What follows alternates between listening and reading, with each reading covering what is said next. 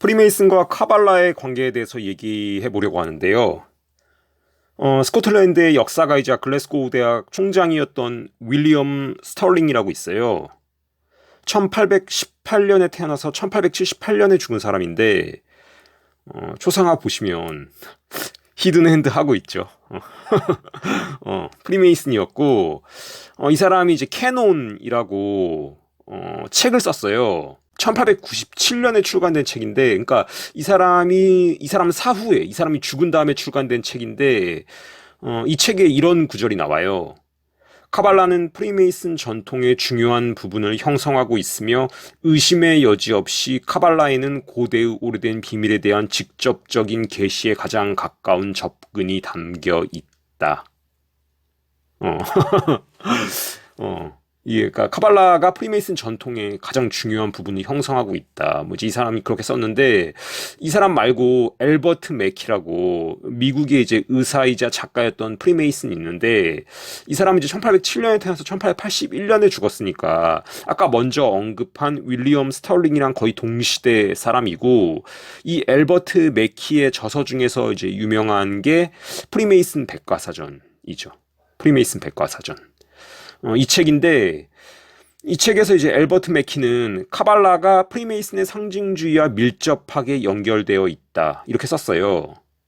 이제 이 맥키가 쓴 구절을 하나 읽어드리면 카발라는 프리메이슨의 상급 학위에서 많이 사용되며 전체 의식은 그 원칙에 따라 카발라의 원칙에 따라 구성되어 있다. 이렇게 썼어요. 참고로 이제 이 맥키가 쓴 프리메이슨 백과사전은 그 인터넷을 통해서 전문을 볼 수 있어요. 그래서 이제 관심 있는 분들 보실 수 있도록 댓글에다가 이 맥키가 쓴 프리메이슨 백과사전 링크를 걸어 놓을게요. 말 그대로 백과사전이고 A, B, C, D 알파벳 순서대로 어떤 용어들에 대한 설명이 쫙 나오는데 카발라에 대한 설명은 K가 아니라 C에 나와요. C에. 그러니까 맥키가 카발라에 대해서 뭐라고 써놨는지 자세히 한번 읽어보고 싶으신 분들은 그 댓글에 링크 타고 가셔서 한번 보세요. 그리고 이제 이 사람 말고 한 사람 더 언급하자면 그 알버트 파이크 아시죠? 제가 채널 통해서 좀 여러 차례 뭐 얘기했던 사람인데 이 알버트 파이크도 1871년에 출간된 자신의 저서 도덕과 도그마에서 카발라에 관해서 뭐 상당히 길게 써놨어요. 이 알버트 파이크가 쓴 구절을 읽어보면 카발라 교리는 오랫동안 현자들과 학식이 깊은 사람들의 종교였다. 왜냐하면 프리메이슨과 마찬가지로 그것은 끊임없이 영적 완성과 인류의 융합을 지향하기 때문이다. 이집트인과 그리스인 중에는 저명한 카발리스트들이 있었다. 정교회는 그들의 교리를 받아들였다. 현자들은 카발리스트라는 이름을 자랑스럽게 여겼다.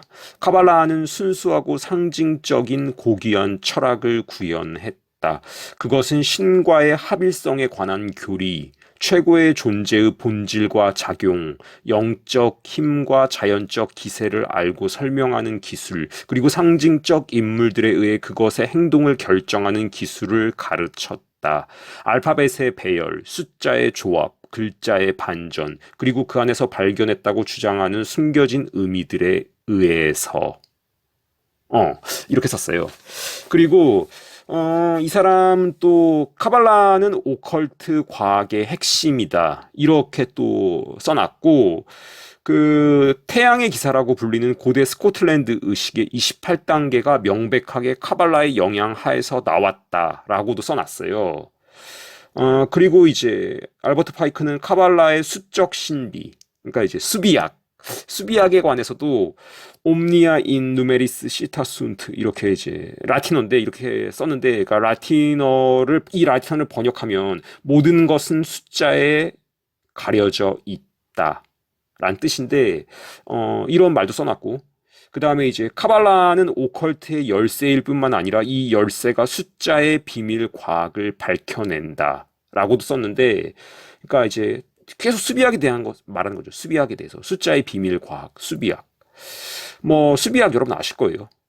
게마트리아 이 수비학 자체가 카발라에서 나온 거예요. 카발라에서 일루미나티 애들이 하는 수비학이 카발라에서 나온 거예요. 이 카발라를 연구하는 사람들은 수비학을 사용해서 신비로운 글과 경전의 내적 의미를 탐구한다. 뭐 이렇게 주장을 해요.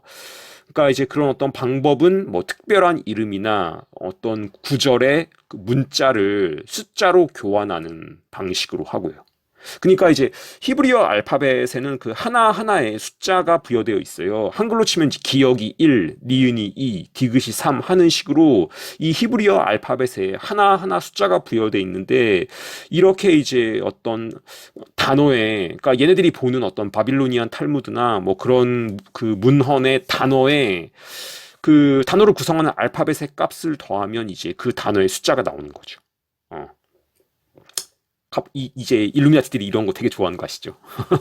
이게 카발라에서 나온 거고 이 작가이자 오컬티스트였던 그리고 이제 프리메이슨이었던 폴 포스터 케이스라고 있어요. 1884년에 태어나서 1954년에 죽은 사람인데 이 사람은 이제 뭐라고 말했냐면은 게마트리아 수비학은 같은 값을 가진 단어들이 의미상 상응성을 갖는다는 생각에 근거한다.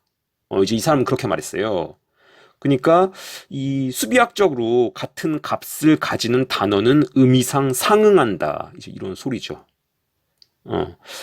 그러니까 이제 얘네들은 그 이 고대의 성경을 기록한 그 성경의 기록자들이나 바벨로니안 탈무드를 기록했던 어떤 랍비들이 비밀을 감추기 위해서 인위적인 언어 게마트리아를 사용했다. 그것은 단어 아래에 숨겨져 있는 숫자의 언어다. 이렇게 이제 주장을 해요. 벌써 이제 어떤 영지주의 냄새가 나죠. 그러니까 어떤 그 문자 써져 있는 그 문자 단어 그 너머에 숫자를 통해서 어떤 신비한 의미가 숨겨져 있다. 숨겨져 있는 숫자의 언어다. 이게 이제 얘네들이 주장하는 건데 벌써 어떤 영지주의적인 그런 주장이고 실제로 제가 바로 직전 영상에서 소개했던 그 차바드 루바비치의 지도자 메나임 맨델 슈니어스는 이 사람이 이제 1980년대 추종자들한테 그 강론하는 영상을 보면 그 구약성경 이사야서의 구절을 수비학적으로 풀어요. 이 사람이. 이런 게 다 일종의 영지주의. 어떤 심오한 영적 지식, 그노시스가 있어야지 거룩한 문서를 제대로 이해할 수 있다.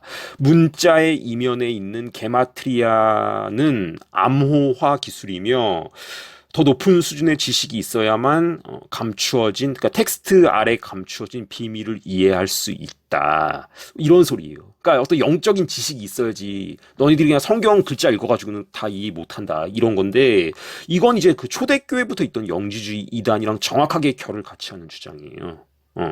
그러니까 예수가 하나님의 아들 그리스도다. 이걸 믿는 것으로서 이 믿음, 예수님이 하나님의 아들 그리스도다. 이걸 믿음으로써 구원을 얻는 게 아니라 그걸로는 부족하다. 그것보다 훨씬 더 심오한 깊은 영적 지식, 그노시스가 있어야 한다. 이런 게 벌써 초대교회 때부터 주장됐어요. 이런 주장들이 있었어요. 뭐 니골라 당부터 해서 바울이 이제 서신을 통해서 요한 계시록에서도 이제 니골라 당에 대해서 언급하죠. 그러니까 이런 것들을 예수 그리스도께서 아주 미워한다 말씀하시는데 그러니까 이런 어떤 영지주의적 주장은 자동적으로 영지, 그노시스를 지니고 있는 사람은 우월하고 그렇지 않은 사람은 저열하다. 이런 생각으로 그 이어져요. 그러니까 자신들 그노시스를 갖고 있는 자신들은 우월하고 그렇지 않은 일반 대중은 저열하다. 이게 딱 일루미나티가 일반 대중들에서 갖고 있는 우월감이랑 되게 유사하잖아요. 어. 그래서 이런 어떤 그 카발리스트들, 얘네들의 이제 주특기가 그 바빌로니안 탈무드나 뭐 토라를 어떤 이런 어떤 수비학 같은 영지주의적 방식으로 해석하는 게 얘네들의 주특기고, 그런 거의 핵심 도구가 이제 게마트리아, 수비학이다. 이렇게 생각하시면 되고, 그런데 이제 그 메이슨들은 프리메이슨의 가장 위대한 비밀은 이 언어들의 게마트리아 코딩에 숨겨져 있다. 이렇게 말을 해요. 아까 말했던 알버트 파이크라든지 제가 그 이전에 언급했던 여러 명의 그 프리메이슨들 좀 프리메이슨 거장들 그런 사람들이 그런 식으로 얘기를 해요. 프리메이슨의 가장 위대한 비밀은 이 언어들의 게마트리아 코딩에 숨겨져 있다. 이런 모든 사실들로 보았을 때 프리메이슨과 카발라의 관계를 한마디로 말하자면 알버트 파이크가 했던 말, 프리메이슨의 신비주의를 끝까지 파고들면 결국에는 카발라가 나온다. 이 말보다 더 적절하게 요약하기도 어려울 것 같아요. 구독자님들께 부탁 하나 드리려고 합니다. 여러분이 살고 계신 집 근처의 도서관에 2029를 희망도서 신청해 주시길 좀 부탁드릴게요. 그러니까 이제 뭐 마포구에 사시면 마포 뭐 중앙도서관, 일산 마두동에 사시면 마두도서관, 뭐 이렇게 여러분이 사시는 곳 근처 도서관에 2029가 비치될 수 있도록 희망도서 신청을 좀 해주시길 부탁드릴게요. 그러니까 인터넷에서 여러분이 사시는 지역 도서관을 검색하시면 그 도서관 홈페이지가 뜨는데 그 도서관 홈페이지 들어가시면 이제 희망도서 신청이라는 항목이 있어요. 이 희망도서 신청에다가 이제 2029를 비치해달라고 신청하시거나 아니면은 이제 직접 도서관 찾아가셔서 사서분에게 2029를 좀 희망도서로 비치해달라 얘기하시면은 도서관에서 이제 그렇게 요청이 들어온 책을 구매해서 비치해요. 그래서 보통 이제 그 도서관에 신간이 들어오면 그 신간 진열해 놓는 자리가 따로 있어요. 그 도서관 자주 이용하시는 책 좋아하시는 분들은 이제 항상 이 신간 코너부터 보통 보는데 이 신간에 새로 들어오는 소설들은 거의 바로바로 대출돼요. 거의 바로바로 대출이 되고 그래서 이제 여러분들이 2029를 도서관에 여러분 집 근처 도서관에다가 희망도서 신청해 주시면 그런 어떤 여러분의 작은 수고를 통해서 책 좋아하시는 일반 어떤 독자들이 다양한 분들이 도서관 갔다가 2029를 이제 보게 되고 읽게 되고 그러다 자기도 모르는 사이에 진실에 대해서 알게 되실 수 있기 때문에 여러분이 이제 사시는 곳 근처 도서관에 2029를 희망도서 신청해 주시기를 부탁드리겠습니다. 예. 감사합니다.